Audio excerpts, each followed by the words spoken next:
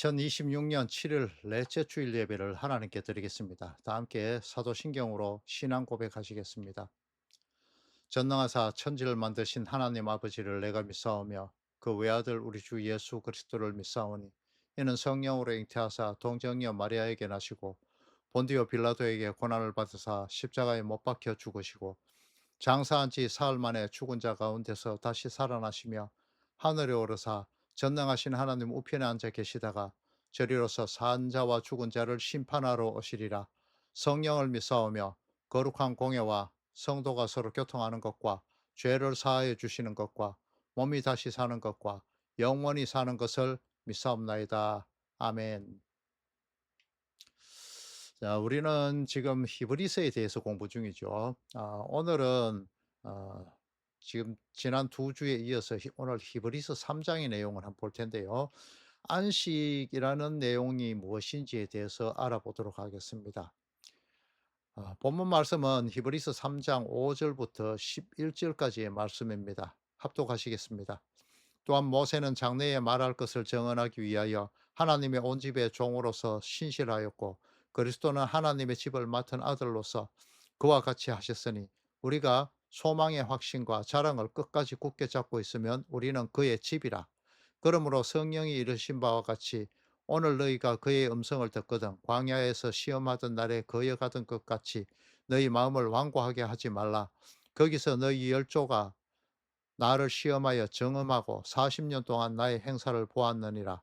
그러므로 내가 이 세대에게 노하여 이르기를 그들이 항상 마음이 미혹되어 내 길을 알지 못하는도다 하였고 내가 노하여 맹세한 바와 같이 그들은 내 안식에 들어오지 못하리라 하였다 하였느니라. 아멘. 히브리서 3장 오늘 볼 내용의 전체의 내용은 이렇습니다. 1장과 3장, 1장과 2장의 내용인 그리스도가 선지자들과 사도들보다가 우월하신 분이고 또 우리의 위대한 구주시며 우리의 구원을 위하여서 친히 인간의 모습으로 이 땅에 인간의 몸을 입고 들어오신 위대한 분이라는 것을 논증을 그렇게 펼친 후에 유대인들이 그토록 위대한 사람으로 어쩌면 약간 신과 같은 그런 존재로 숭앙까지 할 정도에 했던 그들의 선지자이고 통치자로 존재했던 모세, 그 사람보다 뛰어난 분이 바로 그리스도다라고 이렇게 논증을 이어나가고 있는 것입니다. 모세는 하늘로부터 하나님께서 세우신 도구와 같은 존재인데 선지자들이나 사도들 역시 교회를 설립하기 위하여서 많이 수고는 했지만 그들 역시 하나님의 집인, 하나님의 집이라고 표현하죠. 하나님의 집인 이 교회의 일부뿐이지만 그리스도는 언제나 자기의 영의 능력으로 말미암아서 교회를 성도들을 세우시는 그런 분이셨기 때문에 또한 하나님의 성전으로서 동시에 성전 안에 거하시는 하나님 자체이심으로써 모든 선지자나 사도들보다가 모세보다도 탁월하시다. 이런 내용의 3장에 흐르는 맥입니다. 사도라는 단어 자체는 단순하게 이렇게 그 뜻을 말하는 고용인이라는 그런 뜻을 뛰어넘어서 권력을 가지고 보냄을 받았다라는 그런 대표자를 의미하는 아포스톨론이라는 그런 단어가 사용되었습니다. 모세가 선지자와 교회 지도자 이런 다스리는 존재였고 아론은 제사장적인 그런 존재였죠. 하지만 그리스도는 이 두 가지의 직분이 동시에 다 주어졌다라는 것에 대해서 바울은 논쟁하면서 사도이시며 대제사장인 예수를 깊이 생각하라라고 신앙을 그냥 그렇게 하지 말고 심사숙고하고 주의와 지속적인 관찰과 호감을 가지고 그리스도를 연구하며 깊이 공부해서 영접해라 라고 일절을 통해서 말하고 있는 것을 볼 수 있습니다. 이 다스림을 뜻하는 지도자, 교사, 왕이라는 것은 세상적으로 다스림과 같지 않습니다. 세상적인 그런 다스림과는 같지를 않단 말입니다. 모세가 온유함이 지면의 모든 사람보다 더하다고 모세의 온유함에 대해서 하나님께서 직접 말씀을 하셨습니다. 모세 정말 온유했습니까? 화나서 지팡이로 반석 두드려 버리고 그 온유가 아니란 말이죠. 자, 그 온유로 이스라엘의 온 집을 다스렸다라고 사도적 선지자적인 범위를 달리해서 다른 선지자나 개인이나 민족에게 보냄을 받았던 그런 선지자들의 범위와는 달리 모세는 이스라엘 민족 전체 택하신 백성들 모두에게 보냄을 받았지만 그 역시 하나님께서 지으신 창조주 예수님이 지으신 그런 집에 불과하다라는 것을 히브리스 기자가 나타내고 있습니다. 여기에 나타난 온 집, 집을 지으니 이런 말은 태초 이전부터 택하신 교회들, 성도들 전체, 영적인 이스라엘 전체를 말하고 있는 것입니다. 예수님이 이 세상에 오셔서 하셔야만 했던 일이 자기 백성, 자기에게 맡겨진 하나님의 백성들, 성도들만을 죄에서 구원하는 그 일이 예수님의 일이었죠. 그래서 천사가 이름을 예수라 하라 이렇게 하면서 그 이름의 이름이 어떤 일을 할 것인가에 대해서 말해 주신 말해 말한 것이죠. 그 온 집, 온 백성, 온 이스라엘을 말하고 있는 것입니다. 모세가 온 집에, 온 이스라엘에, 온 교회에 충성하여서 하나님의 명령대로 다스리는 그런 지도자와 선지자로 있었습니다.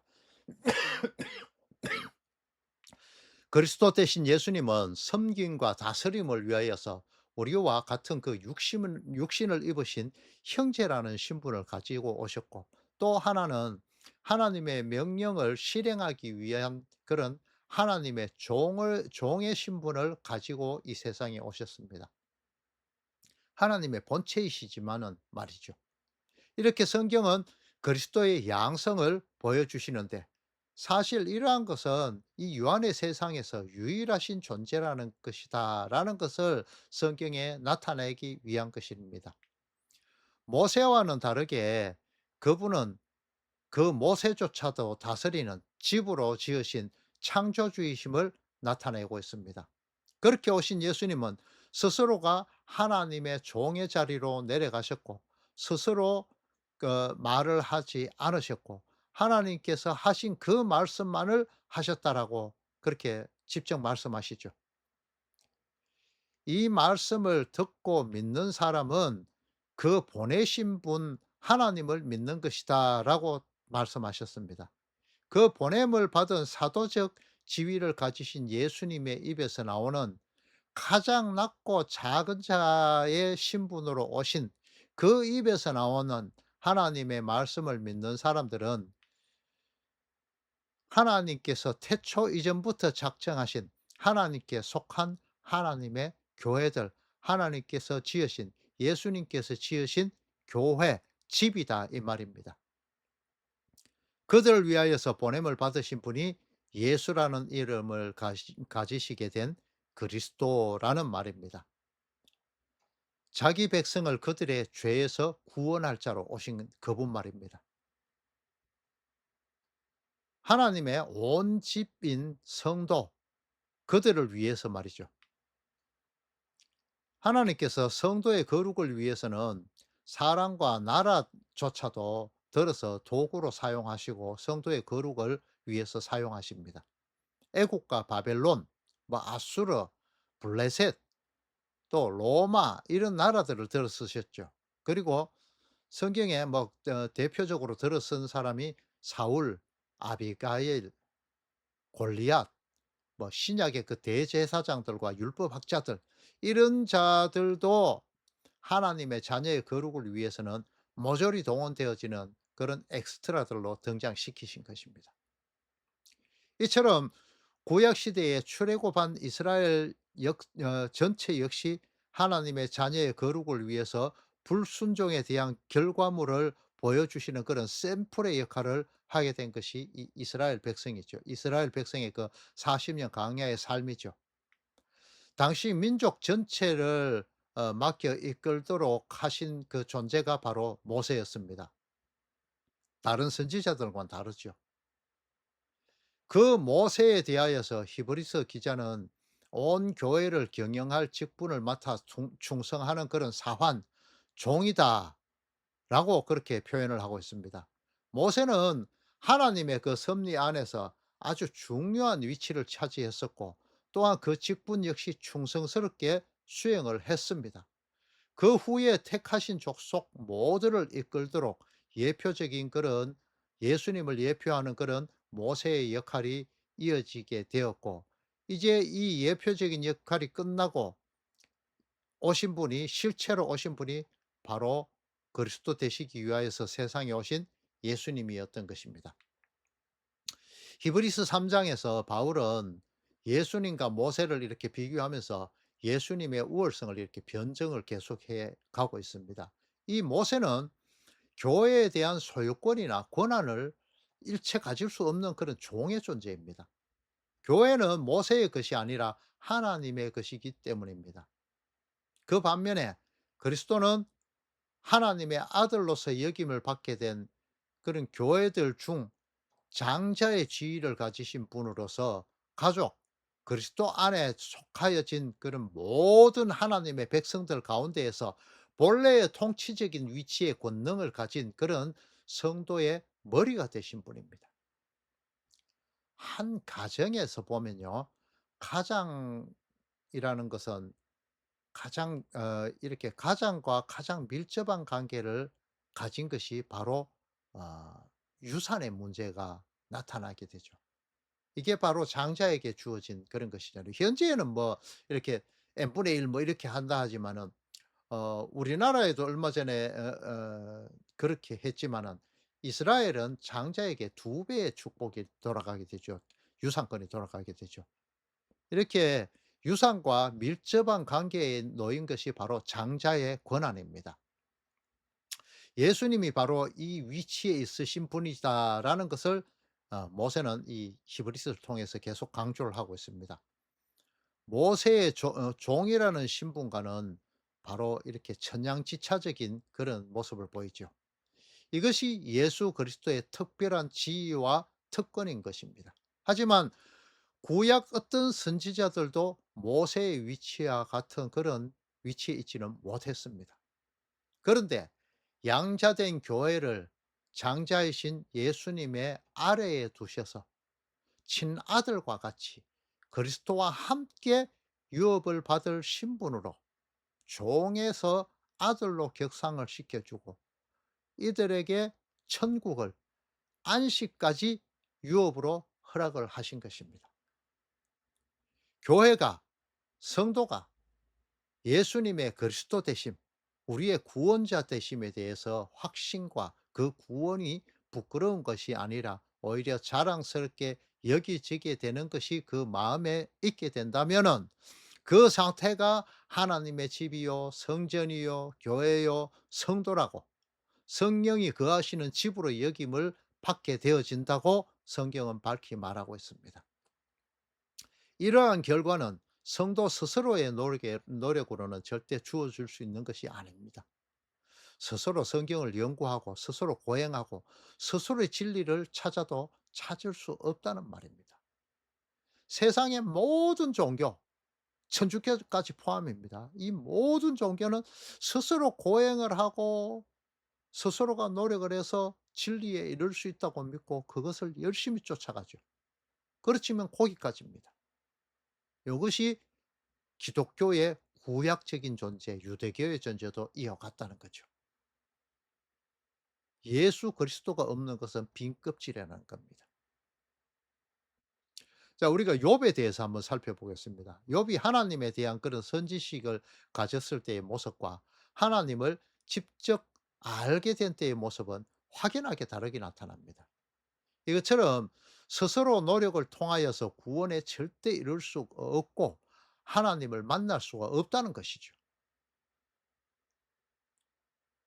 내 왼편에서 내 우편에서 앞에서 뒤에서 항상 하나님께서 일하고 계십니다. 하지만 인생은 그것을 스스로 느낄 수가 절대 없습니다. 하나님 스스로 나타나 주시지 않으면 인생은 하나님을 절대 만날 수가 없습니다. 그래서 구약의 예표적인 그 사도와 왕과 선지자의 직분을 가지고 이 유한의 세상 안으로 자신을 나타내신 것이 자기 백성들을 그들의 죄에서 구원할 자로, 맹인이었던 그들의 눈을 뜨게 해 주실 분으로 오신 그리스도라는 것입니다. 이것이 바로 하나님의 은혜이며 하나님의 아들로 여겨 주심을 위한 성육신의 역사적인 그런 사실로 나타나게 된 것이 바로 예수님의 오신 것이죠. 이렇게 욕과 같이 눈을 뜨게 된 성도들에게 주어진 선물로 주어지게 된 것이 바로 그리스도 안에서의 안식입니다. 하지만 이 안식이라는 것은 그저 주어지지 않는 것이죠. 마태복음 11장 28절에서 30절의 내용을 보게 되면요. 나그네로서, 고아로서, 과부로서, 외국인으로서의 그 이 세상에서의 성도들은 삶을 살게 되어지게 되지만 세상의 주인은 사탄 마귀이잖아요. 이 마귀에게 속하여진 자들로부터 이 성도들은, 택함 받은 자들은 수시로 공격당하고 멸시받고 조롱을 당하게 될 것입니다. 그 상황에서, 이것은 성경의 내용입니다. 제가 말씀드리는 것이 아니고, 이 상황에서 하나님께 기도하며 그분이 주시는 그 인내를 통해서 넉넉하게 이겨내게 될 때에, 그때가 바로 수고하고 무거운 짐을 지게 될 때고, 그런 상황이요. 천국이 이 결과로 유업으로 주어지게 되는 것이 바로 성도, 그러니까 하나님께 택하신 자들에게 주어지게 되는 그 유업이라는 것입니다. 그 유업은 장자가 되는 것이죠. 장자는 하나님의 아들, 그와 같은 신분을 준다는 그런 내용이 되는 것이고요. 자, 이제 이렇게 천국에서 안식은 세상 사람들이 다 가는 그 길을 가면서 세상 것을 다 누리면서 얻어지는 그런 것이 절대 아닙니다. 구약에서는 눈에 보이지 않는 그 하나님의 율법이라는 하나님의 법을 통해서 믿어야 했습니다. 율법이 이끄는 대로, 언약궤가 맨 앞서서 이끄는 대로 따라가는 것이 옛 율법 아래의 시대였죠. 하지만 새 언약의 시대는 눈에 보이도록 역사 속으로 들어오셔서 굽어져 있던 옛 언약을 새롭게 해석해서 정립해 주신 예수님의 그 가르침에 대한 믿음, 그것으로 오신 그것을 위해서 예수님은 이 육체를 입고 이 땅에 오신 것이죠. 이렇게 옛 언약에서 표본으로 보여주신 그 양의 피를 드리던 그 제사가 예표하던 그런 실체로 예수님께서 오셨음을, 택하신 백성의 잘못된 부분을 도말하시기 위해서 십자가의 예표적인 양의 실제가 되어서 오셨고 십자가에 달리셨고, 그것으로 하나님의 진노로부터 하나님의 택하신 백성들의 사함을 받을 수 있게 된 것입니다. 죄를 사하심의 그 권능이 있으신 분이라는 것을 믿고 그 믿음이 흔들리지 않게 될 때, 그분의 그리스도 되심의 확신 안에 탄탄하게 서 있을 때 비로소 성도는 하나님의 베푸신 언약 안에 들어가게 될 수 있다라는 그런 말이 되는 것입니다. 안식이라는 것은 율법으로부터의 해방을 말합니다. 이 율법은 굽어지기 전에 율법이 아니라 이 인간의 탐욕에 의해서 하나님께서 주신 그 완벽한 율법이 굽어졌을 때 그 율법을 말하는 겁니다. 율법에서 규정하는 모든 것들의 실체가 예수님이었는데 그것을 깨닫지 못했는데, 이 예수님이란 것을, 율법이 모든 것을 향하는 것이 예수님이라는 것을 알게 되면은 바로 진리를 알게 되는 것이죠. 그 진리이신 예수님을 알게 되는 것이고, 그 예수님은 그 율법에, 가짜 율법에, 굽어진 율법에 매였던 자들을 자유케 하게 되는 것입니다.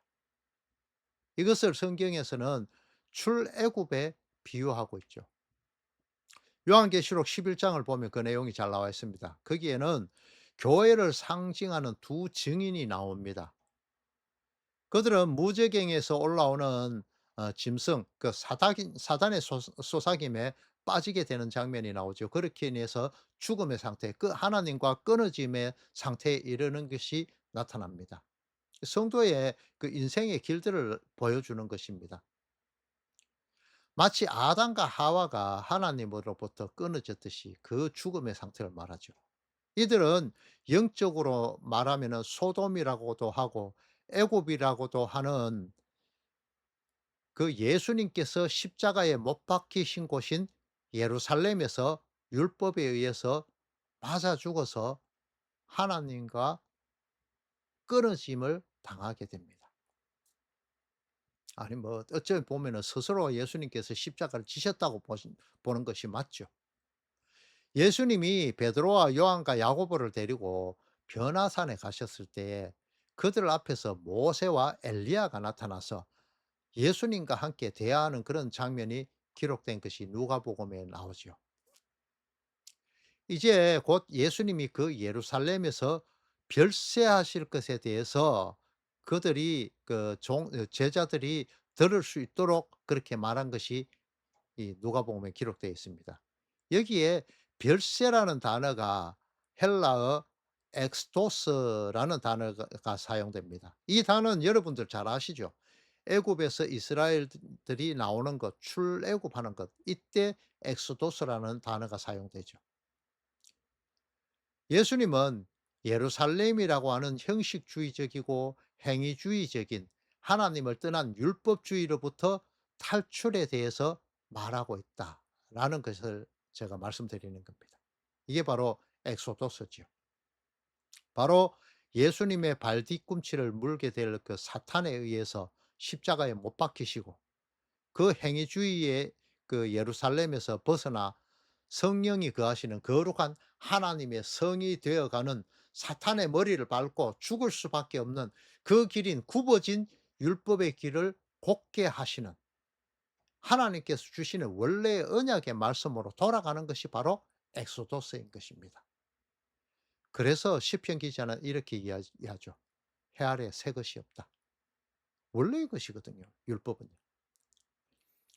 원래의 것으로 돌아가는 것이 바로 회개잖아요. 굽어졌던 그곳이 바로 바벨론이고 애굽인 것입니다. 예루살렘을 표현한 것이죠, 이게. 이제 엑소도스한 성도들이 새롭게 된 상태를 묘사한 것이 요한계시록에 기록되어 있습니다. 그것은 하늘에서 내려오는 신랑을 위하여서 단장한 것 같은 새 예루살렘, 그것으로 기록되고 있습니다. 그 새 예루살렘, 그리스도의 피로 인해서 거룩하여진 성도들이 그리스도와 연합해서 한 몸이 되는 것을 안식에 들어간다. 영생하게 된다. 한 몸이 되게 된다. 이렇게 성경은 말하고 있습니다. 영원히 산다는 뜻을 말하는 영생, 이것이 바로 안식이죠. 그리스도 안에 있어야만 성도는 하나님으로부터 끊어지지 않게 됩니다. 사단의 속삭임에 귀 기울이지 않을 수 있게 되는 것입니다. 말씀이신 예수 안에 있을 때 말이죠. 이곳으로 이끌어 가시기 위해서 늘 우리의 심령 가운데서 말씀하시는 하나님의 영, 그리스도의 영이신 성령 하나님께서 말씀하시는 그 음성이 들리게 되면은 사탄의 속삭임에는 귀를 닫고 하나님의 음성에만 귀를 기울이고 조상들이 머리바에서 마사에서 그렇게 고집을 부렸던 것처럼 그렇게 귀 기울이지 사탄의 말에 귀 기울이지 말라고 말씀하는 것입니다. 그리고 그 40 년은 하나님께서 이스라엘이 어떻게 하는지 보려고 시험했다라고 그렇게 성경이 기록하고 있죠. 지키나 지키지 않나 시험하였다고요. 하지만 이스라엘 백성들은 하나님을 대적하고 불순종의 길로 가버렸습니다. 하나님은 그런 이스라엘을 보시고 어쩌면 저리도 나에게서 마음이 떠나 있고 내가 준 율법을 제대로 알아보려고도 하지 않느냐라고 그렇게 하시면서 노하시죠. 그래서 하나님은 그들에게 그냥 그 땅에서 너희들이 원하는 대로 그렇게 편하게 쉬어라. 하지만 너희들은 결단코 안식의 땅에 들어가지 못하게 될 것이다. 그렇게 상실한 마음대로 내버려 두시고 합당치 못한 열매를 맺도록 그렇게 하셨습니다. 이스라엘 백성들은 출애굽은 했지만 출애굽하지 못한 그런 광야의 삶을 살다가 안식을 보지도 못하고 가나안 땅에 들어가지도 못하고 결국 광야의 상태에서 죽어버렸죠. 이들은 노예로부터 율법으로부터 해방을 시켜 줬지만 불평을 했고 약속의 땅을 차지하라는 하나님의 명령조차도 거부하면서 다시 애굽 땅 죄악 가운데로 사탄이 뱉어내는 단물을 마시려고 애굽으로 다시 돌아가자고 그렇게 말하고 있었습니다. 일부가 그렇게 선동도 하고 그 길들을 따라갔죠. 이제 광야에서 이스라엘 백성들에게 하셨던 말씀과 동일한 말씀으로 여러분의 심령 속에 성령 하나님께서 오늘도 외치고 계십니다. 하나님의 구원의 그 메시지, 예수님의 그리스도 되심에 대한 구원을 믿지 못하는 악한 마음을 품지 말라고 말입니다. 기회가 있는 현재 오직 오늘이라고 일컫는 동안에 그리스도의 지체된 성도들이 한 사람도 떨어져 나가지 않도록 서로 마음이 완고한 마음을 제하여 버리고 서로 긍구하라고 그렇게 말씀하십니다. 구원이라는 것은 성도 한 사람을 위한 것이 아니죠. 마찬가지로 안식 역시 성도 한 사람 한 사람에 대한 그런 안식이 주어지는 것이 아닙니다. 왜냐하면 성도는 그리스도와 연합한 공동체이기 때문이죠. 그 공동체에서 팔다리 한쪽 한쪽만 움직인다면 말이 안 되죠. 그래서 그리스도를 머리로 한 성도들이 바로 하나의 지체가 된다. 택하심 받은 성도의 전체 유기적인 체계가 된다. 그 말입니다. 성도들은 그리스도를 머리로 해서 유기적으로 결합된 하나의 공동체입니다. 이들 전체가 구원의 대상이고 택하신 자들만 말이죠. 안식에 이르기를 원하는 것이 하나님의 뜻이란 말입니다. 하나님은 이곳까지 성도들을 이끌어 나가십니다. 이것을 성도의 견인이다라고 이렇게 이야기하죠. 그래서 마지막에는 최후의 심판에 있게 되고 그곳에서 쭉정이에 해당되는 불택자들은 택함을 받지 못한 자들은 영원한 지옥불에 불쏘시개가 되어 버린다는 것이죠. 택함 받은 자들은 그리스도와 연합해서 영원한 안식을 누리게 된다. 그리스도와 연합하게 된다. 이 안식이라는 것은 그리스도와 연합을 이야기하는 것입니다, 결국은. 그 하나님의 이끄심에도 완고함을 버리지 못하고 순종치 아니하고 그런 사람들은 결단코 안식에 들어오지 못하게 될 것이다라고 히브리서 3장 11 절을 통해서 하나님께서 직접 말씀을 하고 계시는 것입니다. 바울은 이 광야 40년 동안 살던 때를 우리들의 인생에 대입하면서 하나님을 떠나 불순종하고 하나님의 짐만 되었던 60만 이스라엘을 결코 떠나시지 않으셨지만 그들은 끝까지 하나님으로부터 돌아섰고 하나님을 대적했다라고 그렇게 말하고 있습니다. 그 결과 이스라엘 1세대 60만이 여호수아 갈렙만을 제외하고는 한 사람도 안식에 들어가지 못하죠. 마찬가지로 12 정탐꾼 중에도 여호수아와 갈렙을 제외한 나머지 10명의 정탐꾼 역시 이 1세대 이스라엘에 속해서 가나안 땅에 들어가지 못합니다. 불순종, 믿지 못함의 결과인 것이죠.